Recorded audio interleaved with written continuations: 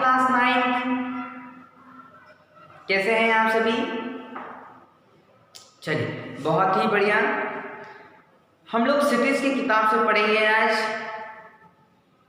ग्राम श्री, है ना। सभी लोग निकालेंगे ग्राम श्री, पेज नंबर हमारा 112 पर, ठीक है। आप लोग, मुझे मालूम है बहुत सारे लोग वीडियो देख ही नहीं रहे हैं। यदि वीडियो देखेंगे तो आपके फायदे की चीज़ है, क्योंकि अभी आपके एग्ज़ाम होंगे। एग्ज़ाम में एग्ज़ाम पेपर बाहर से आना है, क्योंकि सीबीएसई स्कूल है। सीबीएसई में नियम है कि बाहर से एग्ज़ाम पेपर आते हैं और सिलेबस के अकॉर्डिंग आएंगे। तो हमारा सिलेबस लगभग कंप्लीट है, पूरा है जहाँ तक आने हैं, ठीक है। एक पार्ट छूटा है चपला देवी वाला, वो नहीं आएगा, ठीक है। बाकी के आना है। तो हमारे पास सिलेबस कंप्लीट है। आप पढ़ते रहिए, वीडियो देखते रहिए, प्रश्नोत्तर याद करते रहिए, है ना।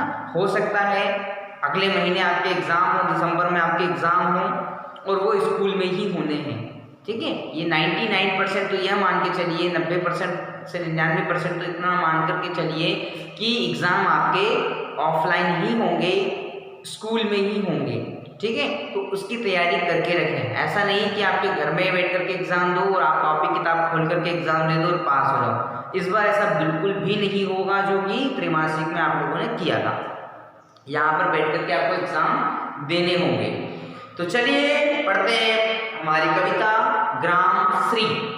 ग्राम श्री कविता जो है सुमित्रानंदन पंत जी ने लिखी है। सुमित्रानंदन पंत जी को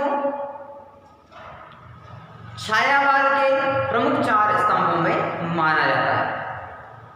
वर्मा, पंत, निराला, है ना, और प्रसाद, ये 4 लोग हैं जिनको छायावाद के युग के प्रमुख कवियों के रूप में माना जाता है। महादेवी वर्मा, सूर्यकांत त्रिपाठी निराला, जयशंकर प्रसाद और सुमित्रानंदन पंत, ये 4 लोगों को माना गया है छायावाद के प्रमुख स्तंभों में।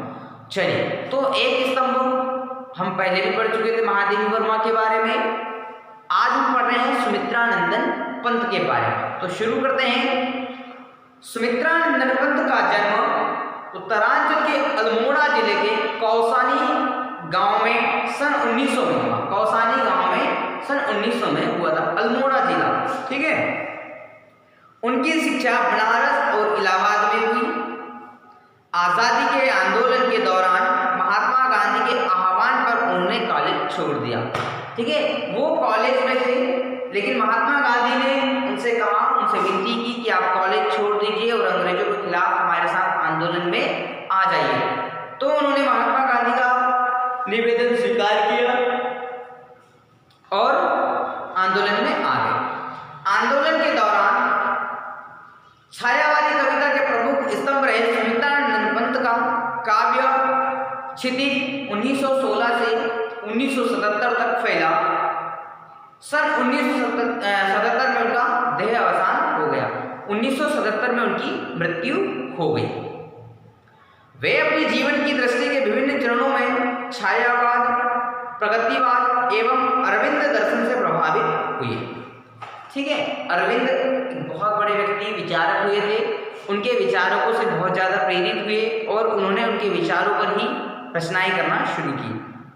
प्रगतिवाद का मतलब होता है कि जनमानस में प्रगति की भावना को उत्पन्न करना, जनमानस में सामान्य लोगों में, आम लोगों में जागृति की भावना पैदा करना, निरस लोगों को जागृत करने का भाव पैदा करना, यह होता है प्रगतिवाद में। छायावाद में जहाँ प्रकृति का सुंदर वर्णन किया जाए वह होता है छायावाद। जहाँ पर समाज की समस्याओं को जैसे कि तैसे प्रस्तुत किया जाए वह होता है छायावाद। जहाँ नारी की मनोदशा को, स्थितियों का सुंदर वर्णन किया गया वहाँ होता है छायावाद। वीणा, ग्रंथि, गुंजन, ग्राम्या, पल्लव, युगांत, स्वर्णकिरण, स्वर्णधुली, कला और पूरा चांद, लोकायतन, चितंबरा आदि उनकी प्रमुख काव्य कृतियां हैं। ये उनकी बहुत ही प्रचलित काव्य कृतियाँ हैं, जहाँ बहुत सारी कविताएं इन काव्य संग्रहों में हमें मिल जाती हैं।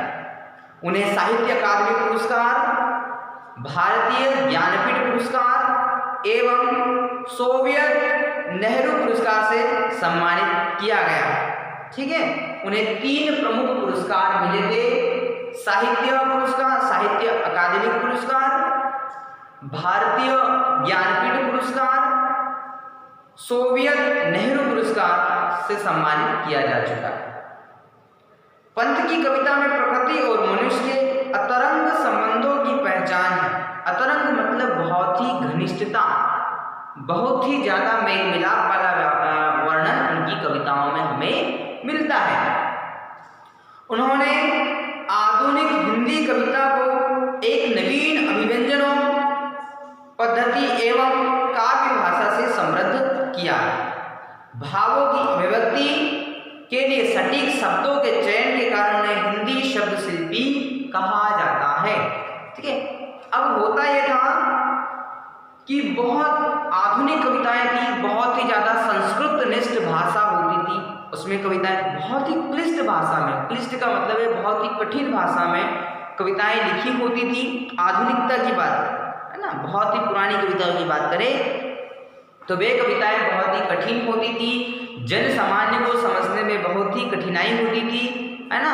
लेकिन सुमित्रानंद पंत ने उस पद्धति को तोड़ा और उन्होंने बहुत ही सरल सटीक कविताओं का चलन शुरू किया ताकि आम लोग भी कविताओं को पढ़ सके। कविताएं जन सामान्य तक, जनमानस तक, जनपटल तक पहुंच पाए, लोगों तक कविताएं पहुंच पाए। तो यह काम सुमित्रानंद पंत ने किया कि लोगों को अच्छी कविताएं उन तक पहुंचाई जाए। पहले क्या होता था आधुनिक समय में कि कविताएं बहुत ही ज़्यादा कठिन लिखी जाती थी, बहुत ज़्यादा क्लिष्ट शब्दों में लिखी जाती थी, बहुत ज़्यादा संस्कृत निष्ठ शब्दों में लिखी जाती थी। तो बहुत विद्वान लोग ही कविताओं को समझ पाते थे, जन सामान्य लोगों के लिए कविताएं समझना इतना आसान नहीं होता था। लेकिन सुमित्रानंद पंत ने उन कविताओं में नई अभिव्यंजनाओं मतलब नए उदाहरणों से, नए प्रयोगों से, नई पद्धति से काव्य की भाषा को बहुत ही समृद्धशाली किया, बहुत ही समृद्ध किया। भावों की अभिव्यक्तियों के लिए सटीक शब्दों का चयन किया, मतलब उन्होंने शब्दों के भी बहुत अच्छा चयन किया, कम शब्दों में अच्छी बात कहने की कोशिश की है सुमित्रानंद पंत ने। इसीलिए ही उन्हें काव्य में या शब्द शिल्पी भी कहा जाता है। ठीक है, उन्हें छायावाद का प्रमुख स्तंभ भी कहा जाता है, उन्हें काव्य शिल्प भी कहा जाता है और उन्हें प्रकृति का सुकुमार भी कहा जाता है। ठीक है, प्रकृति का सुकुमार भी कहा जाता है। किसको?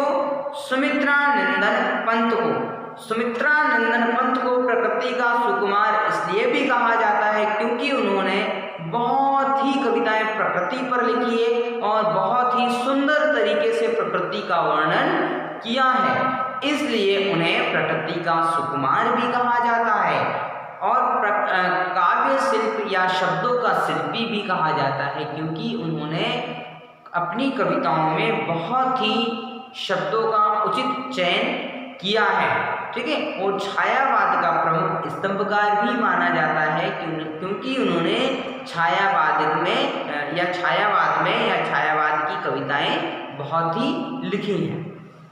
ठीक है, तो यहाँ पर सुमित्रानंद पंत का जीवन परिचय पूर्ण करते हैं। अगले वीडियो में हम कविता को पूर्ण करेंगे। ठीक है, तब तक आप कविता को पढ़िए। होमवर्क में है कि आप सुमित्रानंद पंत की कविताओं को, काव्य संग्रहों को खोजें और अपनी कॉपी में लिखें। Thank you.